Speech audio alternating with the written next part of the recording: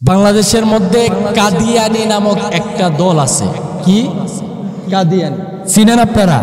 আমরা সবাই শুনি যে কাদিয়ানি কাদিয়ানি কাদিয়ানিদেরকে কাফের ঘোষণা করার জন্যে বিগত যত সরকার আসছে সমস্ত সরকারের কাছে আলেম ওলামারা আবেদন রাখছে যে আপনারা ঘোষণা করুন কাদিয়ানিরা যে মুসলমানের ব্যানারের উপরে তারা নিজেদেরকে মুসলমান দাবি করে অথচ মূলত তারা কিনা মুসলমান না, তাদেরকে কাফের ঘোষণা করুন। কিন্তু আওয়ামী লীগ সরকার বলেন, বিএনপি সরকার বলেন, যত সরকার আসছে কোন সরকার আজ পর্যন্ত কাদিয়ানিদেরকে কাফের বলতে রাজি না। কেন রাজি না, কি কারণে রাজি না এরা জানে আর আল্লাহ তাআলা ভালো জানে। তবে একটা কথা মনে রাখুন, এখন আপনারা বলেন যে হুজুর কাদিয়ানিরা কাফের কেন, কেন কাফের? এত সংজ্ঞা আমি দিলাম না, স্পষ্ট একটা সংজ্ঞা, যেই সংজ্ঞাটা আপনারা সহজে বুঝবেন। আমাদের রবকে আল্লাহ, এটা আমরা সবাই জানি। আমাদের নবী মুহাম্মদুর রাসূলুল্লাহ সাল্লাল্লাহু আলাইহি সাল্লাম, কথা ক্লিয়ার? আমাদের রব আল্লাহ, আমাদের আখির নবী হযরত মুহাম্মদ মুস্তাফা সাল্লাল্লাহু আলাইহি সাল্লাম। রাসূল করিম সাল্লাল্লাহু আলাইহি সাল্লাম বলছেন আনা খাতামুন নবিয়্যিন, আমি হলাম শেষ নবী, আমার পরে আর কোন নবী নাই। এরপরে যে ব্যক্তি নিজেকে নবী দাবি করবে এটা নির্ঘাত ভণ্ড, ঠিক কি না? তো এই কাদিয়ানিরা কি করে জানেন? এই কাদিয়ানিরা বলে মুহাম্মদুর রাসূলুল্লাহ সাল্লাল্লাহু আলাইহি সাল্লামের পরে নাকি আরেকজন নবী আছে, নাউজুবিল্লাহ বলে। এই নবীর নাম নাকি গোলাম আহমদ কাদিয়ানি, নাউজুবিল্লাহ বলে, গোলাম আহমদ কাদিয়ানি। তাইলে তাদের ঈমান আছে না গেছে? ঈমান গেছে। তো এই সুস্পষ্ট কথাটা সরকাররা কেন বুঝে না যে এরা তো মুসলমানের ব্যানার দিয়ে রাখছে? বাংলাদেশ থেকে ওদেরকে বের করে দেওয়ার কথা বলছি না। হিন্দুরা এই দেশে থাকবে হিন্দুর পরিচয়ে, কথা বুঝবেন। বুদ্ধরা এই দেশে থাকবে বুদ্ধর পরিচয়ে, খ্রিস্টানরা এই দেশে থাকবে খ্রিস্টানের পরিচয়ে। ঠিক তদ্রুপ কাদিয়ানিরাও এই দেশে থাকবে অমুসলিমের পরিচয়ে। কথা বলুন ঠিক কিনা? কথা বলুন ঠিক কিনা? এরপরে যদি কারো কোনো সংজ্ঞা থাকে, এরপরে যদি কারো মনের মধ্যে কোনো সংকোচ থাকে, তাইলে সে কাদিয়ানিদের অন্তর্ভুক্ত হয়ে যাবে। কারণ আমরা মুসলমান হিসেবে থাকতে চাই। যারা হিন্দু এই দেশে বসবাস করবে হিন্দু হিসেবে, সমস্যা কি? এখন মুসলমানের ব্যানারে আইসা কেন আমি কাফের কার্যকলাপ, কাফের বিশ্বাস লালন করে আমি মুসলমানের ব্যানারে থাকবো কেন? এটা কি সরকার বুঝে না? এই জন্য সরকারের কাছে আমাদের অনুরোধ, আমরা এখানে কত 100-150 মানুষ বড়জোর হব। এই আলোচনাটা সন্ধ্যার পরে যখন ইউটিউবে যাবে এটা সারা বাংলাদেশের মধ্যে ছড়িয়ে পড়বে। এটার মাধ্যমে আমি মেসেজ দিতে চাই, মাননীয় বর্তমান যে আমাদের প্রধান উপদেষ্টা আছে ওনার উচিত বিআন্না রাব্বাকা আওহালাহা ওয়া ক্বালা তাআলা ইন্নাল্লাহা ওয়া মালাইকাতাহু ইউসাল্লুনা আলান নবী ইয়া আইয়ুহাল্লাযীনা আমানু সাল্লু আলাইহি ওয়া সাল্লিমু তাসলিমা সাল্লাল্লাহু আলা সাইয়্যিদিনা ওয়া মাওলানা মুহাম্মদ ওয়া আলা আলিহি ওয়া আসহাবিহি ওয়া সাল্লাম সাল্লাল্লাহু আলা সাইয়্যিদিনা ওয়া মাওলানা মুহাম্মদ ওয়া আলা আলিহি ওয়া আসহাবিহি ওয়া সাল্লাম। আলহামদুলিল্লাহ। আজকে জুমার দিন, শুক্রবার দিন, আল্লাহ রাব্বুল আলামিন আমাদেরকে পবিত্র জুমার নামাজ আদায় করার জন্য আল্লাহর ঘর মসজিদে সমবেত হওয়ার তৌফিক দান করেছেন। এজন্য আমরা অন্তরের অন্তঃস্থল থেকে জোরে সুরে শুকরিয়া আদায় করছি, আলহামদুলিল্লাহ। আমার মতো আপনার মতো অনেক মানুষ এখনো পর্যন্ত মসজিদে আসতে পারে নাই। আল্লাহ রাব্বুল আলামিন আমাকে আপনাকে কবুল করেছেন, এই জন্যে আমরা মসজিদ পর্যন্ত আসতে পেরেছি। অনেকেই আছে এখনো পর্যন্ত রাস্তাঘাটে বিভিন্ন কাজকর্মে ব্যস্ত আছে। আল্লাহ রাব্বুল আলামিন আমাকে আপনাকে সে মানুষগুলো থেকে বাছাই করে মসজিদে আসার তৌফিক দান করেছেন। এই জন্যে আবারও শুকরিয়া আদায় করছি, আলহামদুলিল্লাহ। মানুষ পৃথিবীতে আসার সিরিয়াল আছে, যাওয়ার কোনো সিরিয়াল নেই। আসার সিরিয়ালটা কেমন? বাবার পরে পরদাদার পরে দাদা আসে, দাদার পরে বাবা আসে, বাবার পরে ছেলে আসে, ছেলের পরে নাতি আসে, নাতির পরে পুতি আসে।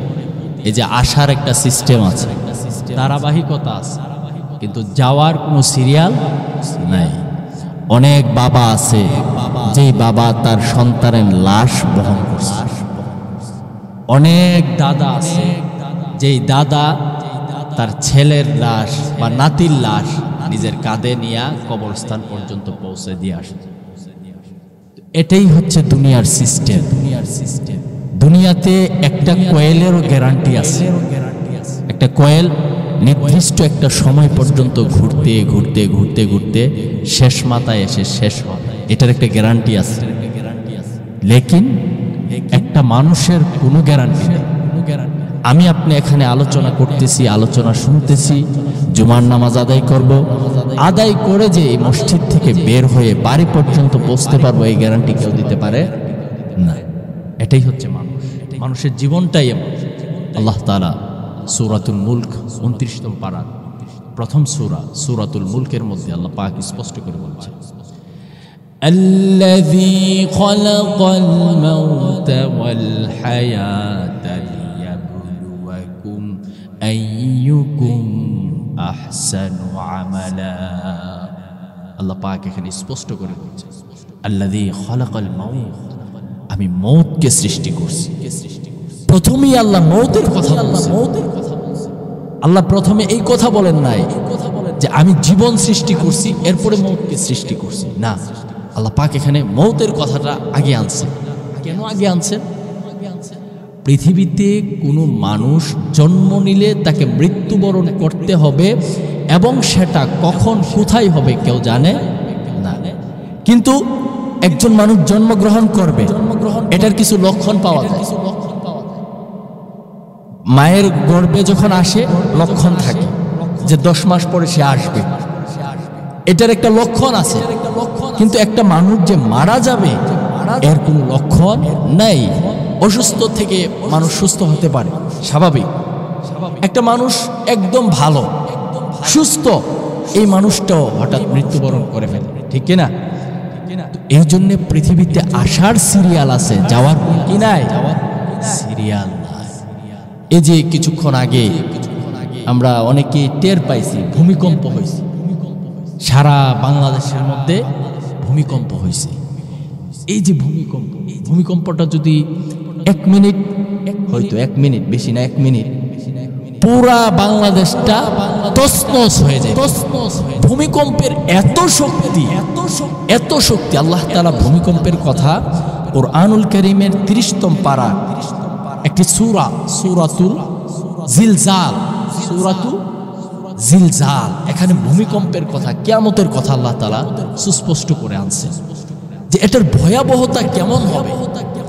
মানুষ যখন দুনিয়ার মধ্যে পাপ বাড়ায় ফেলে, পাপে কিন্তু বাপরেও ছাড়ে না।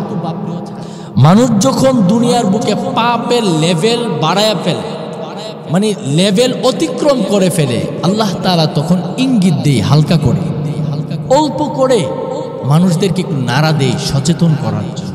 এরপরেও মানুষ বুঝে না। এই ভূমিকম্পটা, আমি ওই সময় বাসার মধ্যে তো হঠাৎ করে দেখতেছি যে মাথা ঘুরতেছে, এরকম লাগতেছে, ফ্যানগুলি লড়তেছে। তো এই অবস্থাটা মাত্র অল্পক্ষণ হয়েছে, কয়েক সেকেন্ড হয়েছে। আর এটা হচ্ছে ছোট মাত্রা একটা ভূমিকম্প।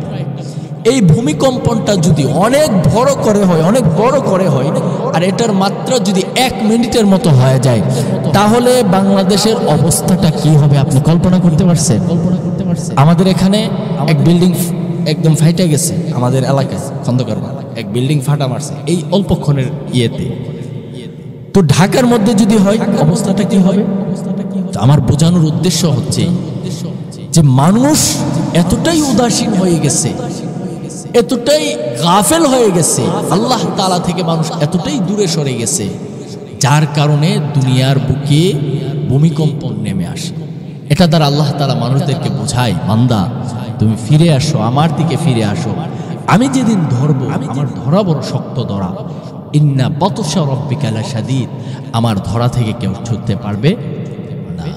আল্লাহ তাআলা বলছেন, ইযা যুলজিলাতিল আরদু জিলজালাহা ওয়া আখরাজাতিল আরদু আথকালাহা। পৃথিবীকে যখন আল্লাহ রব্বুল আলামিন প্রকম্পিত করবেন ভূমিকম্পের মাধ্যমে, এই পৃথিবী যখন নাড়াচাড়া করতে থাকবে, যখন ইসরাফিল আলাইহিস সালাতু ওয়াস সালাম সিংহার মাধ্যমে ফু দিবেন, আল্লাহ পাক রব্বুল আলামিন বলেছেন এই পৃথিবীর অবস্থা কেমন হবে? ইযা যুলজিলাতিল আরদু জিলজালাহা, পৃথিবী প্রকম্পিত হয়ে যাবে, এমন ভাবে নাড়াচাড়া করতে থাকবে। পরের আয়াতে আল্লাহ রব্বুল আলামিন বলছেন এই নাড়াচাড়ার ভয়াবহতা কেমন হবে? আল্লাহ পাক রব্বুল আলামিন বলছেন ওয়া আখরাজাতিল আরদু আথকালাহা, এত ভয়াবহ নাড়াচাড়া হবে, জমিনের নিচে যে খনিজ আছে, খনিজ সম্পদ সবগুলি মাটির নিচে, যত দামি খনিজ আছে সবগুলি কিসের নিচে আছে? মাটির নিচে আছে। এই খনিজ, স্বর্ণের খনি, এরপরে আপনার কয়লার খনি, যত খনি আছে সবগুলি মাটির নিচে।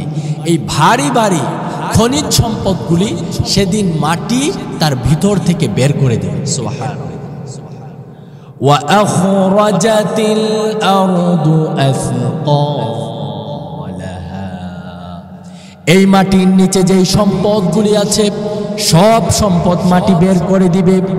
ওই দিন যত লোভকারী ছিল দুনিয়ার বুকে, যেই স্বর্ণের জন্যে, যেই টাকার জন্যে, যেই কয়লার জন্যে মানুষ ঝগড়া করত, মারামারি করত, হানাহানি করত, একজন আরেকজনকে খুন করে ফেলতো, যেই সম্পদের কারণে, এই সম্পদের সমস্ত সম্পদের খনি আল্লাহ রব্বুল আলামিন সেদিন মাটির নিচ থেকে বের করে দিবেন। সুবহানাল্লাহ।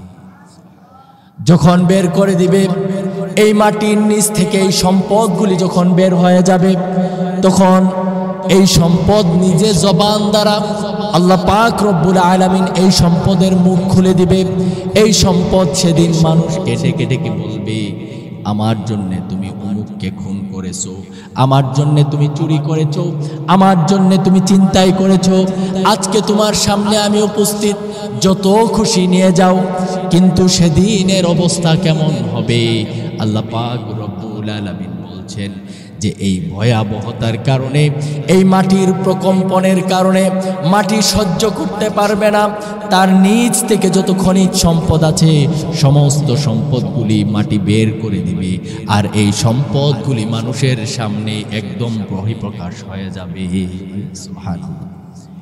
এজন্যে সেদিন এই সম্পদ যখন বলবে যে আজকে আমাকে অ্যাকসেপ্ট করো, গ্রহণ করো, যত খুশি নিয়ে যাও, কিন্তু সেদিন এই সম্পদ ধরার নেওয়ার মতো কেউ থাকবে না। মানুষ থাকবে কিন্তু এই দিকে তাদের ভ্রুক্ষেপই যাবে না। এজন্যে সাধারণ সম্পদের জন্যে আজকে ভাই ভাইয়ের সাথে মিল নাই, বোন বোনের সাথে মিল নাই, মা ছেলের সাথে সম্পর্ক ঠিক নাই, ছেলে মা বাবার সাথে সম্পর্ক ঠিক নাই। কিসের কারণে? সম্পত্তির কারণে। এই সম্পত্তি এই একদিন আপনার সামনে এমন ভাবে প্রেজেন্ট হবে যে আপনি এই সম্পত্তির দিকে ফিরেও তাকাবেন। প্রিয় ভাইয়েরা আমার, এই জন্য আসুন এই দুনিয়ার মধ্য থেকে যতদিন রব্বুল আলামিন আমাদের হায়াত রেখেছেন, এই হায়াতের জিন্দিগিতে আমরা আমাদের জিন্দিগিকে সংশোধন করে ফেলি। আমাদের সংশোধন করার অনেক কিছু আছে, আমি যেই কথা বলছি যে মৃত্যু আসার কোনো সিরিয়াল নাই।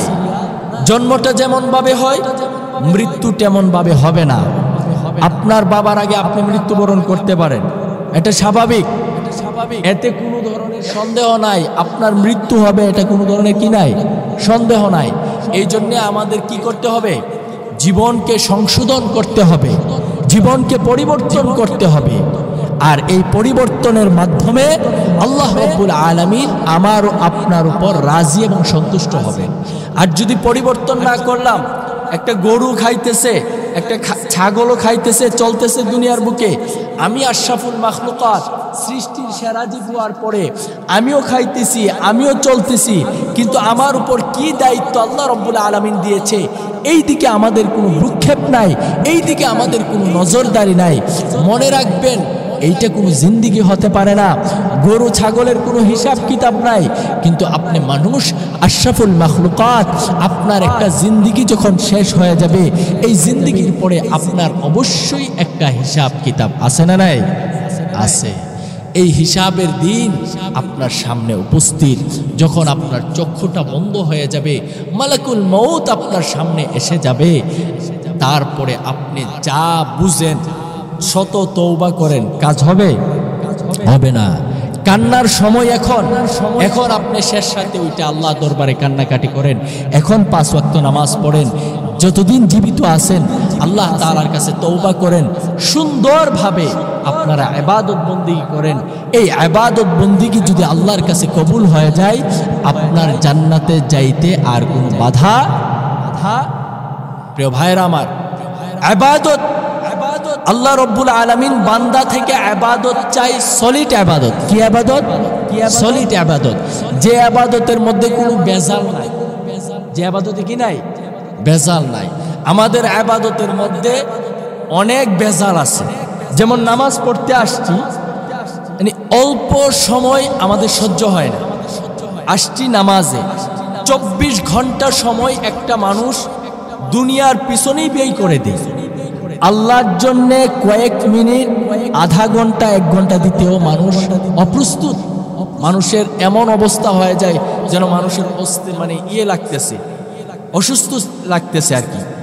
তো আল্লাহ রাব্বুল আলামিন মানুষকে হায়াত দিয়েছেন কিসের জন্যে? আল্লাহ তাআলার গোলামি করার জন্য দিয়েছেন। এখন এই হায়াতের মধ্যে আপনি আপনার যত কাজ বাজ আছে এগুলি করেন, সমস্যা নাই, কিন্তু এই কাজের ফাঁকে আপনাকে যেই কাজ করতে হবে, আল্লাহ তাআলা যে জিনিসগুলি আদেশ করেছেন এই জিনিসগুলিকেও আপনাকে পালন করতে হবে। আল্লাহ রাব্বুল আলামিন এই দুনিয়ার বুকে মানুষ সৃষ্টি করার পরে আল্লাহ পাক কোরআনের মাধ্যমে একটা আয়াতের মাধ্যমে জানাইছেন যে আমি তোমাদেরকে কেন সৃষ্টি করছি। অনেক আয়াত আছে, এর মধ্যে সবার পরিচিত একটা আয়াত কি? ওয়ামা খালাকতুল জিন্না ওয়াল ইনসা ইল্লা লিয়াবুদুন। আমি মানুষ এবং জিন জাতিকে সৃষ্টি করছি কিসের জন্য? লিয়াবুদুন, আমার ইবাদত করার জন্য। তো এই ইবাদতটা যদি সলিড না হয় তাহলে উপায় আছে? উপায় নাই। আমাদের ইবাদত সাহাবায়ে কেরামের ইবাদত। আমাদের মডেল কি? আমাদের মডেল হচ্ছে নবী রাসূলরা, সাহাবায়ে কেরাম। ইনারা যেভাবে যে আমল করেছেন, যেভাবে ইবাদত বন্দেগী করেছেন, ঠিক ওইভাবে আমাদেরকে ফলো করে করে আমাদের ইবাদত বন্দেগী করতে হবে, ঠিক না? যদি আমরা সাহাবায়ে কেরামদেরকে ফলো করি তাইলে দেখেন আমাদের ইবাদত এবং সাহাবায়ে কেরাম রাদিয়াল্লাহু তাআলা আনহুমদের ইবাদতের মধ্যে পার্থক্য কেমন। আমাকে যদি এই মুহূর্তে বলা হয় যে এখন তোমাকে জিহাদের ময়দানে যেতে হবে, কোথায় যেতে হবে? জিহাদের ময়দানে, আমার ভিতরের অবস্থা কি হবে? যদি ঈমানটা পাকাপোক্ত না থাকে তাহলে একমাত্র আল্লাহ তাআলাই বলতে পারে যে আমার ভিতরে কেমন একটা মূর্ছা দিব। যে জিহাদের ময়দান, এখন তো বর্তমান যুদ্ধের যে প্রচলন, হাজার হাজার মাইল দূর থেকে বোম মারে, এরপরে মনে করেন গুলাগুলি যে হয় মোটামুটি একটা দূরত্ব থাকে, কিন্তু ওই সময় যুদ্ধের ময়দানের অবস্থা কেমন ছিল? সাহাবায়ে কেরাম রাদিয়াল্লাহু তাআলা আনহুমরা যখন যুদ্ধ করত, যুদ্ধের ময়দানের অবস্থাটা কেমন ছিল? ফেস টু ফেস, কাছাকাছি, তলোয়ার দ্বারা। একটু এদিক সেদিক হয়েছে তুই গর্দান শেষ, উড়াই দিছে। তো আমি ওই দিনও এক মাহফিলে বলছিলাম যে মানুষ বর্তমান যুগে যদি জেহাদটা লাগে, আর সাহাবায়ে কেরাম রাদিয়াল্লাহু তাআলা আনহুরা যেভাবে জেহাদ করেছেন ওই রকম জেহাদের প্রচলন যদি এখন থাকতো, 95% মানুষ মুনাফিক হয়ে যেত। 95% মানুষ মুনাফিক হয়ে যেত, বলতো বাবা তোমাদের সাথে আমি নাই, কাফেরদের সাথে মিলা চলে। ঠিক না?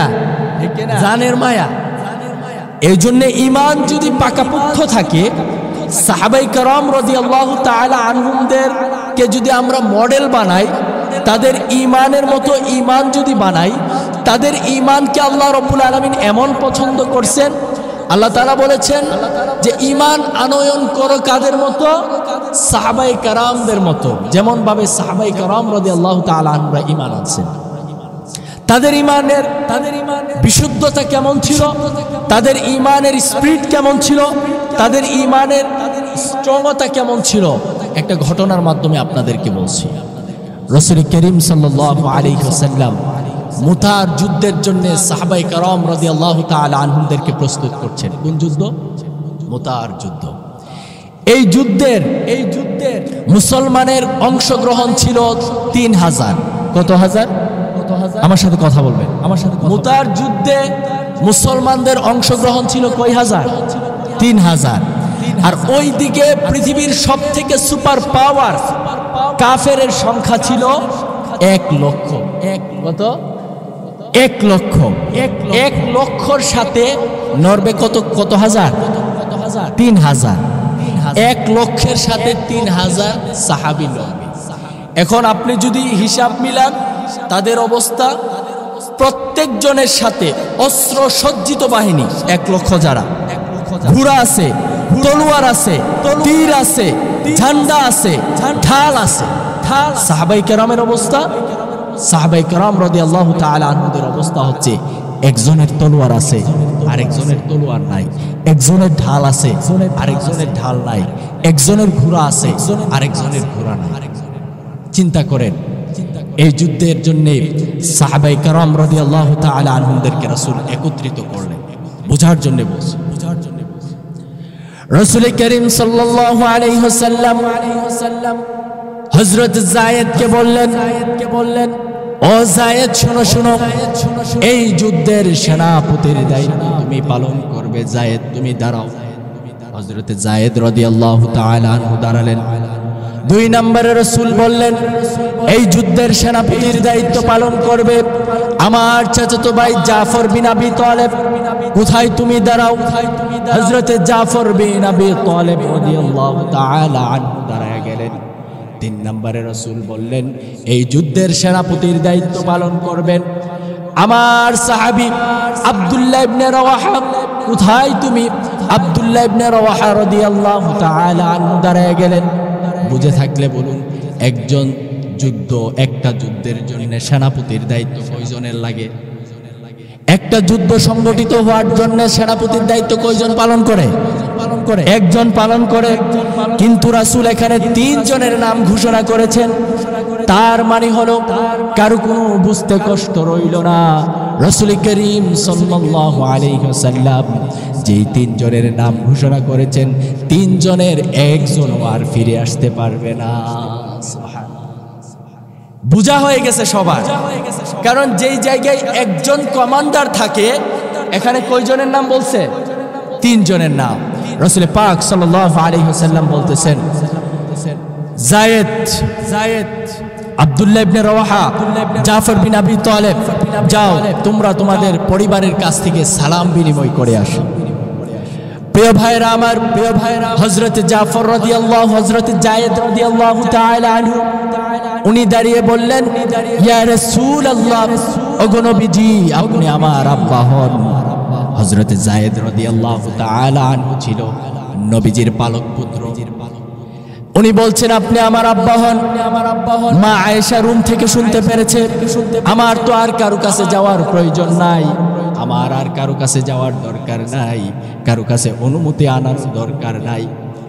এবার হযরত জাফর বিন আবি তালিব রাদিয়াল্লাহু তাআলা আনহু উনি চলে গেলেন ওনার পরিবারের কাছে গিয়ে বিবিকে বলতেছেন, প্রাণের বিবি আমার, অনেক দিন তোমার সাথে সংসার করেছি, আমার মাধ্যমে যদি কোনো ধরনের হকের মধ্যে কমতি হয়ে থাকে নিশ্চয়ই তোমার উপর অনেক ধরনের জুলুম আমি করেছি, আমার মাধ্যমে তোমার অনেক হকের কমতি হয়েছে, আল্লাহর ওয়াস্তে আমাকে ক্ষমা করে দিও, আমার ছেলে সন্তানকে দেখে রেখো, আমি যেই রাস্তার জন্য যেতেছি ওই রাস্তার জন্য আমার ছেলেগুলোকে তুমি কবুল করো, আমার ছেলেগুলোকে তুমি ওই রাস্তার জন্য তাদেরকে বড় করো। হযরত জাফর বিন আবি তালিব রাদিয়াল্লাহু তাআলা আনহু এই কথা বলার পরে যখন এই কথা বলল, স্ত্রী বলল, প্রাণের স্বামী আমার, আপনার জন্য আমি আল্লাহর দরবারে দোয়া করতেছি, আল্লাহ রাব্বুল আলামিন যেন আপনাকে এই যুদ্ধের ময়দান থেকে গাজী বানায় আমার ঘরে পাঠায়া দেয়। সুবহানাল্লাহ।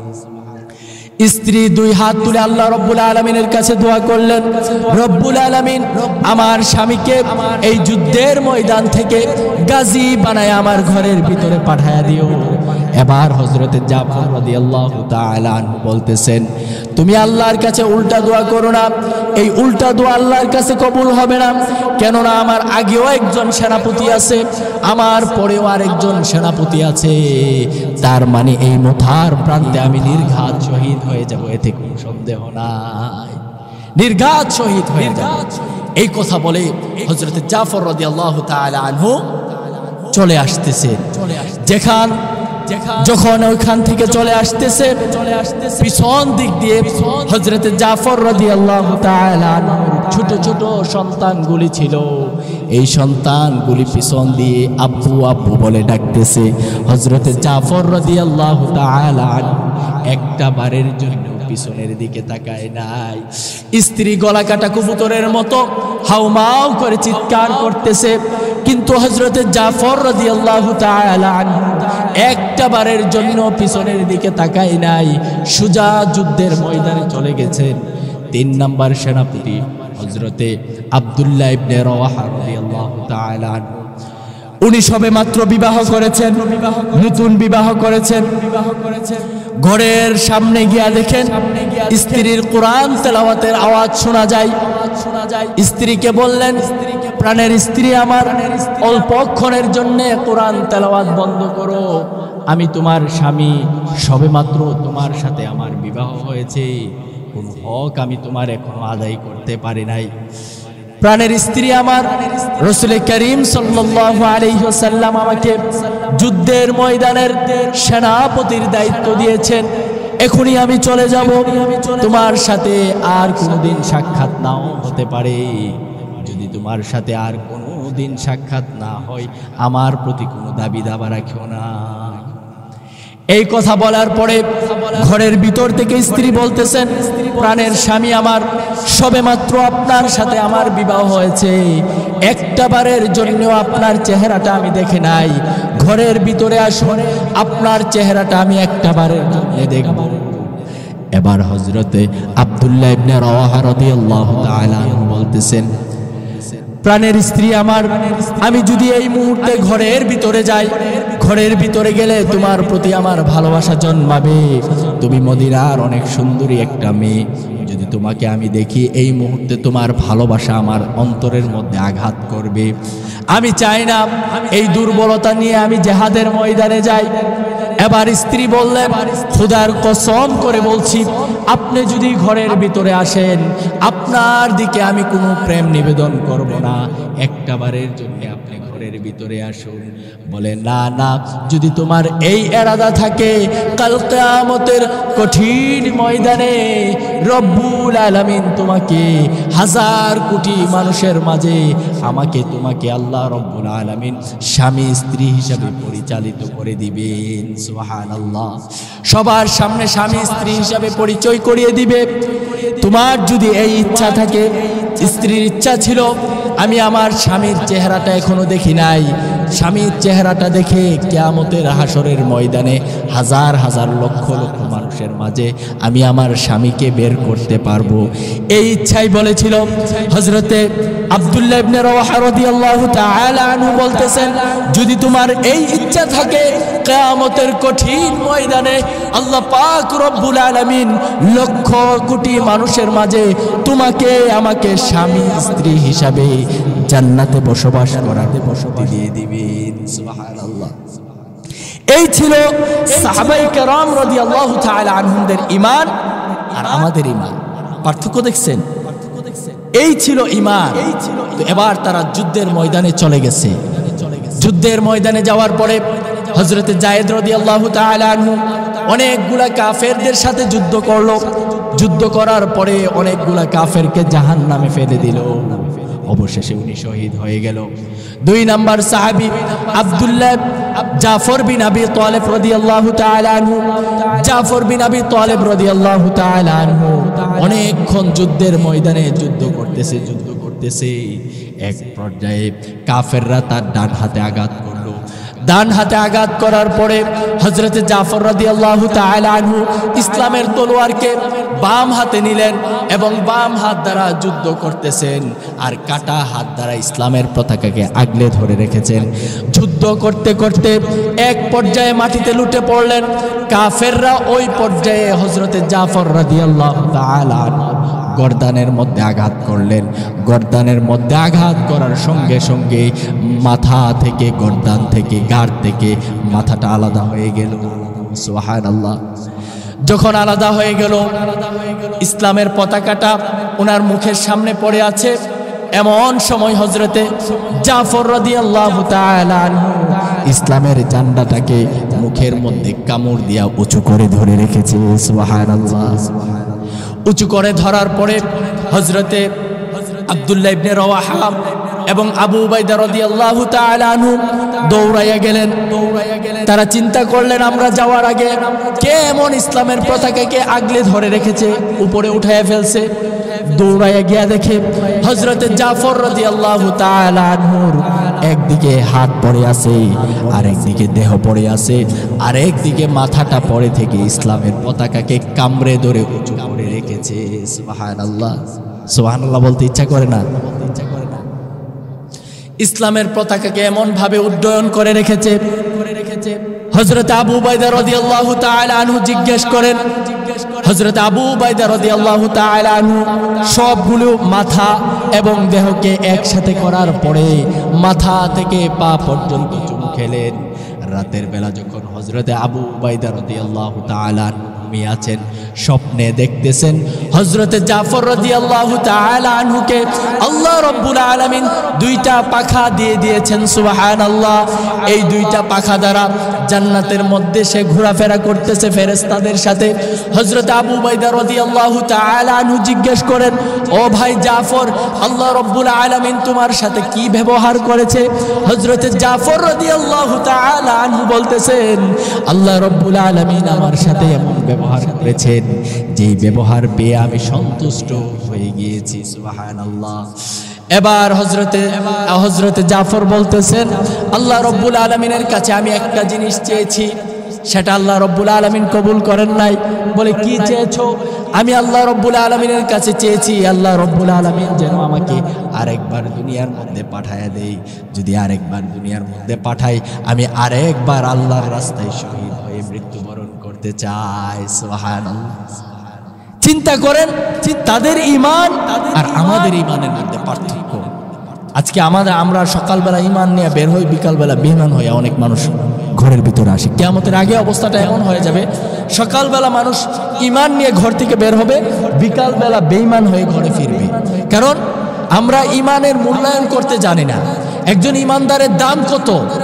আমার দাম, আমার মূল্য আমি নিজেও বুঝি না। বরযাত্রী যায় না, বরযাত্রী, তো আপনি যদি 1000 বরযাত্রী নিয়া কনের বাড়িতে গেলেন, কিন্তু জামাইরে সাথে নিলেন, বররে নিলেন না, আপনার ইচ্ছা মতে খাওয়াইতো না? কথা বুঝে না। আপনি 1000 বরযাত্রী নিলেন, বররে নিলেন না, বররে নিলে দিচ্ছেন। বরযাত্রী নিয়ে ধুমধাম ভাবে গেছেন, গিয়া বলছে আমরা বরযাত্রী আসছি, বর আজ আসছে না, আমাদেরকে ইচ্ছা মতে খাওয়াই দেন। খাওয়াইবে না। কেন খাওয়াইবে না? এখানে মেইন হচ্ছে কে? বরের উসিলায় 1000 যাত্রীরে খাওয়াইতেছে। ঠিক তদ্রূপ মুসলমান হচ্ছে বর, আর আমরার মাধ্যমে যত যাত্রী আছে অর্থাৎ কাফের, মুশরিক, হিন্দু, মুনাফিক, সারাল যা আছে সবগুলি আল্লাহ রাব্বুল আলামিন এই দুনিয়ার মধ্যে স্পেশাল ভাবে চালাইতেছে। কার কারণে? মুমিনের জন্য, ইসলামদারি লোকের জন্য, ইমানদারের জন্য। অথচ আমরা ইমান যে আমার আছে, আমি ইমানদার, আমার দাদা ইমানদার, আমার বাপ ইমানদার, আমরা ইমানের মূল্য বুঝি না। মানে আর ইমানদার, আমি মুসলিম। আপনার মূল্য যদি আপনি বুঝতেন, একজন ইমান যাররা পরিমাণ ইমান থাকার কারণে আল্লাহ রাব্বুল আলামিন তাকে 10টা দুনিয়ার সমান জান্নাত দিলেন। সুবহানাল্লাহ। কিসের কারণে? যাররা পরিমাণ ইমান।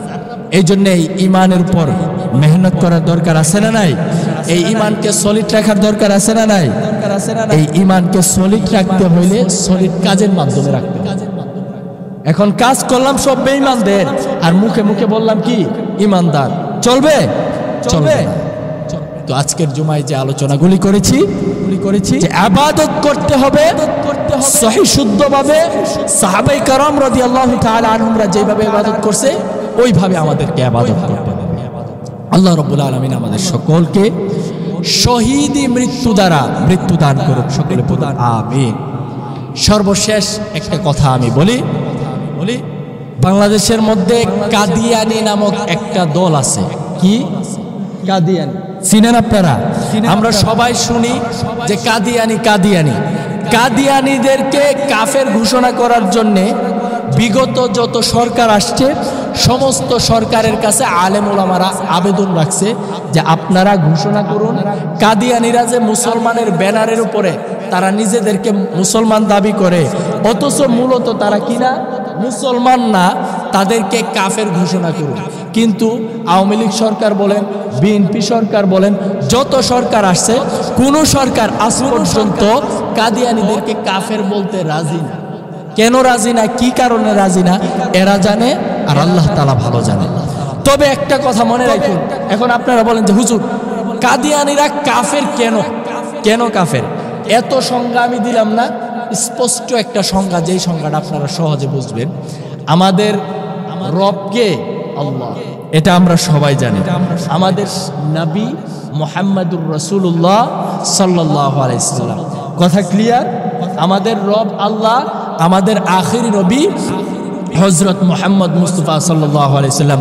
রাসূল করিম সাল্লাল্লাহু আলাইহি সাল্লাম বলছেন আনা খাতামুন নবিয়্যিন, আমি হলাম শেষ নবী, আমার পরে আর কোন নবী নাই। এরপরে যে ব্যক্তি নিজেকে নবী দাবি করবে এটা নির্ঘাত ভণ্ড, ঠিক কি না? তো এই কাদিয়ানিরা কি করে জানেন? এই কাদিয়ানিরা বলে মুহাম্মদুর রাসূলুল্লাহ সাল্লাল্লাহু আলাইহি সাল্লামের পরে নাকি আরেকজন নবী আছে, নাউজুবিল্লাহ বলে। এই নবীর নাম নাকি গোলাম আহমদ কাদিয়ানি, নাউজুবিল্লাহ বলে, গোলাম আহমদ কাদিয়ানি। তাইলে তাদের ঈমান আছে না গেছে? ঈমান গেছে। তো এই সুস্পষ্ট কথাটা সরকাররা কেন বুঝে না যে এরা তো মুসলমানের ব্যানার দিয়ে রাখছে?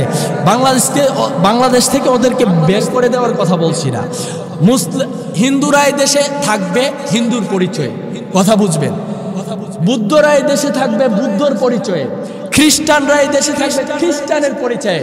ঠিক তদ্রূপ কাদিয়ানিরাও এই দেশে থাকবে অমুসলিমের পরিচয়ে, কথা বলুন ঠিক কিনা? এরপরে যদি কারো কোনো সংজ্ঞা থাকে, এরপরে যদি কারো মনের মধ্যে কোনো সংকোচ থাকে, তাইলে সে কাদিয়ানিদের অন্তর্ভুক্ত হয়ে যাবে। কারণ আমরা মুসলমান হিসাবে থাকতে চাই। যারা হিন্দু এই দেশে বসবাস করবে হিন্দু হিসাবে, সমস্যা কি? এখন মুসলমানের ব্যানারে আইসা কেন আমি কাফের কার্যকলাপ, কাফের বিশ্বাস লালন করে আমি মুসলমানের ব্যানারে থাকবো কেন? এটা কি সরকার বুঝে না? এই জন্য সরকারের কাছে আমাদের অনুরোধ, আমরা এখানে কত 100-150 মানুষ বড় জোর হব। এই আলোচনাটা সন্ধ্যার পরে যখন ইউটিউবে যাবে, এটা সারা বাংলাদেশের মধ্যে ছড়িয়ে পড়বে।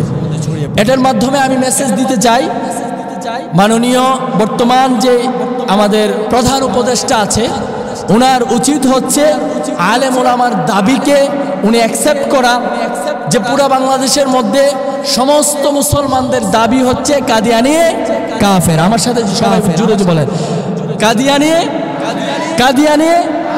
এতে যদি কারো সন্দেহ থাকে সেও কাদিয়ানি যে কাফের, এতে কারো সন্দেহ থাকলে সেও কাফের। এই কথাটা মাননীয় প্রধান উপদেষ্টার কাছে আমাদের অনুরোধ থাকবে, আপনি থাকাকালীন এটাকে আপনি রায় ঘোষণা করে দেন, এটাকে বিল পাস করান যে কাদিয়ানি কাফের, এতে তারা কাফের পরিচয় বাংলাদেশে থাকবে, ওদেরকে কেউ মারবেও না, কাটবেও না, ঠিক কিনা? আল্লাহ রাব্বুল আলামিন আমাদের সকলকে এই কথাগুলি